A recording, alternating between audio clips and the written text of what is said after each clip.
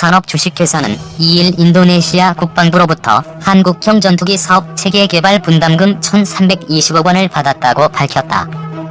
회사 측은 이번 분담금 입금이 그동안 제기된 인도네시아의 KF-X 사업 철수에 대한 우려감을 해소하고 사업이 활발히 이루어질 것으로 기대했다.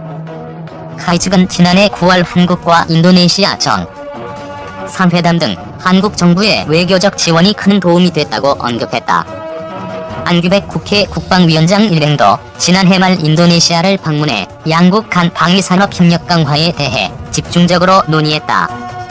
카이 관계자는 KF-X 사업에 대한 인도네시아의 참여 의지를 확인했다며 인도네시아와 지속적인 협력을 통해 KF-X 사업을 성공적으로 이끌 수 있도록 최선을 다하겠다고 말했다. 우리 최초의 국산 전투기인 KF-X 시제기 최종 조립이 막바지로 가면서 순항을 하고 있다. FA-50이 있는데 왜 최초냐고 하는 사람들도 있겠지만 우리가 개념 설계부터 순수 우리의 능력으로 설계한 전투기는 사실상 KF-X가 최초이기 때문에 KF-X를 최초라고 하는 게 맞을 것이다. 물론 KF-X도 미국 로키드 마틴사의 일부 기술 협조를 받고 있지만 전체의 설계는 우리가 독자적으로 하고 있는 것이므로 국산이 맞다. KF-X의 조립에는 세계 최고의 전투기 제조사인 로키드 마틴사조차 가지지 못한 첨단 조립 장비가 사용되고 있다.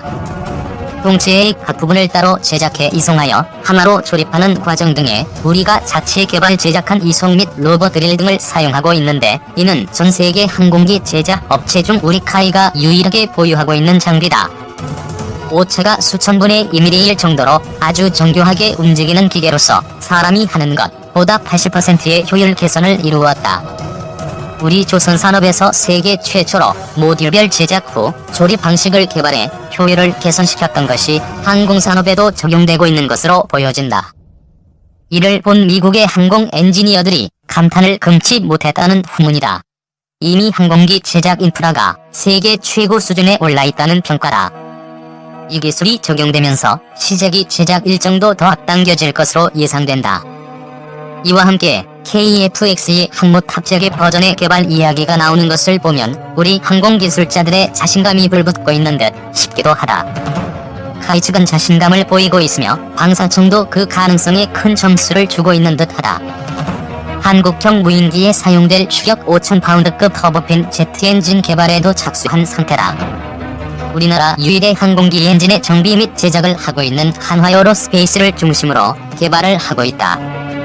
일반 전투기용은 1만 파운드급 이상은 돼야 하는데 한화에어로스페이스는 미국의 GE, 플레덴 위트니, 영국의 롤스로이스사 등 메이저 제트 엔진 업체들과 공동 개발 및 부품의 제작 및 납품, 라이센스 생산 등 포괄적 협력 체제를 구축하고 있는 데다 국내 수요가 없어서 자체 모델을 개발하고 있지 않을 뿐 자체 엔진 개발도 시간의 문제일 뿐이라고 한다. 그만큼 기술은 충분히 축적되고 무르익어 있다. 제트 엔진에 있어서 가장 어려운 일은 흡입 공기를 고효율로 압축하고 연소된 가스의 폭발력을 다시 회전력으로 바꾸는 팬블레이드의 제작 기술에 있다. 수천도의 온도에서도 장시간 변형과 파손이 없이 견뎌내는 소재의 제조 및 가공 기술이 필수다. 중국이 수조 원을 들여 장기간 러시아의 엔진을 그대로 역설계해서 베꼈음에도 불구하고 출력이 6에서 70%에 불과하고 진동과 파괴로 인해 자체 개발한 전투기들이 추락하거나 작전 배치가 제대로 이루어지지 않는 등의 문제점에 봉착해 있는 것을 보면 그 기술이 얼마나 어려운 기술인지 알 수가 있다. 유체역학적 해석을 통해 효율적으로 압축 공기의 흐름을 제어해야 하기 때문에 그 형상을 최적으로 설계해야 한다. 그러면서도 고온에서 견딜 수 있는 단결정 금속을 만드는 재료공학이 필요하고 고속으로 회전하는 이 블레이드에 미세한 구멍을 뚫어 냉각용 공기를 흐르게 만드는 기술은 첨단 중의 첨단 기술이다. 그 첨단 부품을 만들 수 있는 우리 기업이 한 개도 아니고 몇 개가 존재한다고 한다. 미국이 각 부품들의 제조 능력을 평가해 등급을 매기고 있는데 우리가 만든 이 부품들은 최고등급인 1등급이라고 한다. 다만 미국이 인증서를 내주지 않고 있을 뿐 그 기술을 인정하고 우리에게 납품을 받고 있다고 한다. 관계자들의 말에 의하면 중국하고는 비교할 수 없는 기술력이라고 한다. 중국은 자체 항공기 수요가 많아서 부족한 기술이나마 만들고 있는 것이고 우리는 자체 수요가 없으니 국제 협력을 통해 부품이라도 팔아먹고 공동 개발 및 생산에 주력하고 있을 뿐이라는 것. 현재 개발하고 있는 5,000파운드급 무인기 엔진은 메이저 엔진 업체들과 별개로 우리의 전략적 필요성과 수요가 인정되어 개발하고 있는 것이고 이를 토대로 향후 KEFX용 고효율 엔진을 개발할 계획도 있는 것으로 알려져 있다. 사실 우리는 이미 5,500파운드급 터보팬 엔진을 오래전에 개발했다. 다만 그것은 순환 미사일용으로서 일회용이다. 그 엔진도 상당히 효율이 우수한 엔진이지만 전투기나 항공기 엔진처럼 오랫동안 반복해서 사용하는 것이 아니라서 기술적으로 더 어려운 기술은 아니다. 5,500파운드급 엔진을 개발했는데 웬 5,000파운드급이냐고 의아해하는 사람들이 있는데 바로 그 차이일 뿐이다. 올해 말에 KEFX 시제기 조립이 완료될 예정이고 내년 4월에 일반 공개를 할 예정이라고 하는데 다소 일정이 앞당겨질 수도 있다는 소리도 들린다. 늦어지는 게 아니라 빨라질 수 있다는 말이 나도는 것을 보면 그만큼 순조롭고 기술적 자신감이 있는 것으로 보여진다.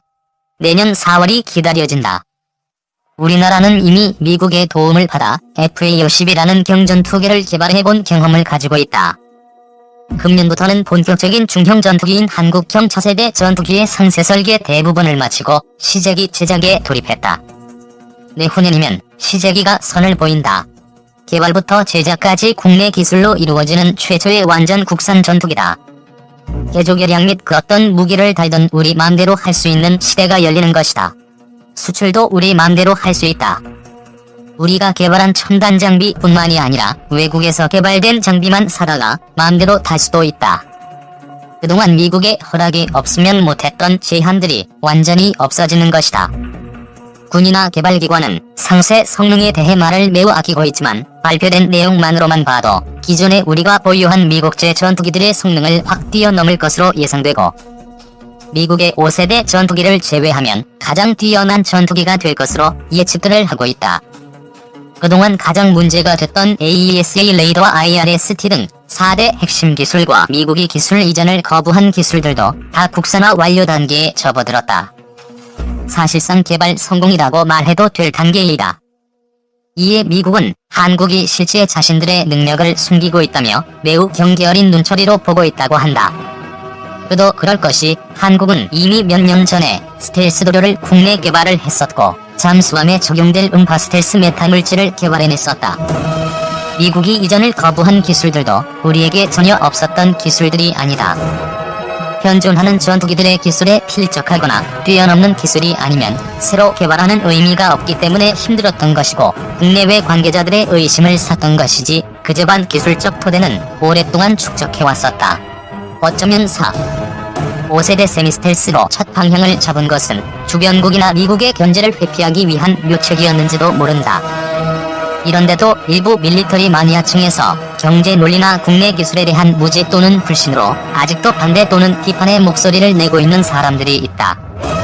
가장 주된 이유가 미국 F-35의 생산이 늘어나면서 가격이 싸지고 있다는 이유로 F-35의 직도입이 더 낮다는 논리, 수출의 기회가 있겠냐는 논리 등등 국내 기술에 대한 이해 부족이나 불신이다. 그리고 애당초 계획보다 스펙이 높아지면서 예상 가격이 다소 상승을 했는데 과연 그 가격에 우리가 만들어낼 수 있겠는가에 대한 의심이다. 물론 소홀히 들을 이야기는 아니다.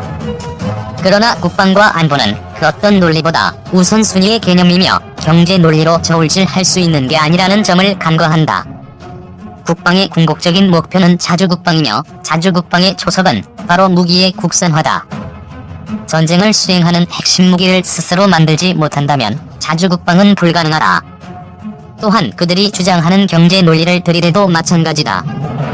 우리가 만들 수 있는 능력이 되면 외국이 무기를 팔면서 바가지를 못 씌운다.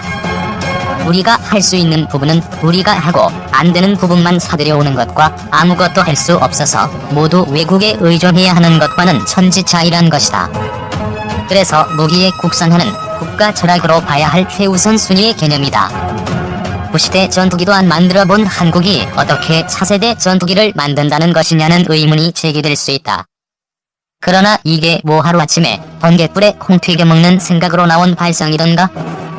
한국은 이미 오래전부터 F-5 제공호 전투기의 라이센스 생산부터 KF-16의 라이센스 생산을 해왔었다. 또한 각종 항공기용 제트 엔진을 하청 생산 또는 라이센스 생산을 해왔었고, 미국 유수의 민항기 및 전투기, 헬리콥터 등의 동체나 각종 부품을 만들어 공급해오기도 했다. 그리고 F-50의 개발을 통해 기술을 축적해왔다. 우리 독자적으로 해서도 될 일이지만 미국의 앞선 기술을 배우고 우리가 미처 생각하지 못한 부분과 노하우를 익히기 위해 미국의 협력을 통해 개발해왔던 것이다. F-50을 통해 대부분의 노하우는 익힌 것이다. 레이더 등의 기술도 오래전부터 축적해왔었지만 이를 적용할 기체가 없었기 때문에 본격적인 전투기 탑재용 레이더를 만들지 못했을 뿐이지 기술이 전무했던 것이 아니다. 말하자면 무에서 유를 창조하는 것이라고 말들 하지만 전혀 그렇지가 않다. 유에서 유를 창조하는 것이다. 못한 게 아니라 안 하던 걸 하는 것이란 말이다. 일부 사람들은 미국이나 일본, 유럽은 6세대 전투기를 개발하는데 우리는 5세대 전투기도 아니고 4.5세대가 뭐냐고 말을 한다. 그런데 참 모르는 소리다. 4세대와 5세대 구분의 기준이 뭔가? 스텔스냐 피스텔스냐의 차이뿐이다. 5세대 전투기에 들어간 기술의 대부분은 4세대 기술이다. 스텔스화를 통해 얻은 이점도 많지만 이런 게 더 많다. 무장의 내부 수납이라는 제한 때문에 복장량이 너무 빈약해졌고 그만큼 비대해진 몸집과 형상의 제한 때문에 유체역학적 특성의 한계로 인해 제작이 어려워졌고 기동 특성도 현저히 제한을 받는다.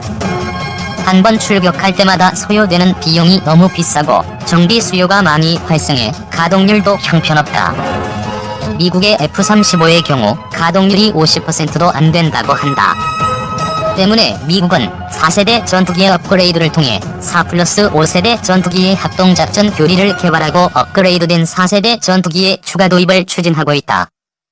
5세대 전투기조차도 완벽하지 않다는 말이다. 그것도 제대로 된 5세대 전투기는 미국밖에 만들지 못하고 있고 그런 미국조차도 4세대 전투기의 효용성을 재평가하고 있는 상황이다. 때문에 4.5세대를 겨냥한 KF-X는 절대 시대에 뒤진 무기가 아니다. 이미 지속적 개량을 목표로 둥치를 키웠고 여유를 두고 개발을 하고 있다. 일단 개발이 성공되면 다음 5세 또는 5세대로의 개량은 떡먹기로 보면 될 거다. 6세대 전투기는 아직 그 개념 연구 단계로서 그 개념이 정립되지도 않는 서류상의 기체다. 6세대라고 해서 전혀 다른 기술이 새로 나타나는 것이 아니다. 다 지난 세대의 축적된 기술과 경험을 토대로 개발이 된다. 유체역학이라던가 그런 기본적인 기술은 6세대라고 별다를 게 없다. 지금 말하여지는 개념으로는 AI 기술을 통한 무인기, 광에너지 무기, 네트워크를 통한 집단행동 등등이 말하여지고 있는 모양이다. 이는 비행기라는 하늘을 나는 기술이 아니라 미래 IT 기술이나 재료, 소재, 제조 기술의 집합체일 뿐이지 전혀 새로운 것은 아니다. 이미 개발되어진 각종 기술을 어떻게 유기적으로 결합하고 활용할 것인가의 문제라고 보여진다. 그렇다면 전기, 전자, 반도체 IT 기술에서 선도국으로 발돋움한 한국이 오히려 그 어느 국가보다도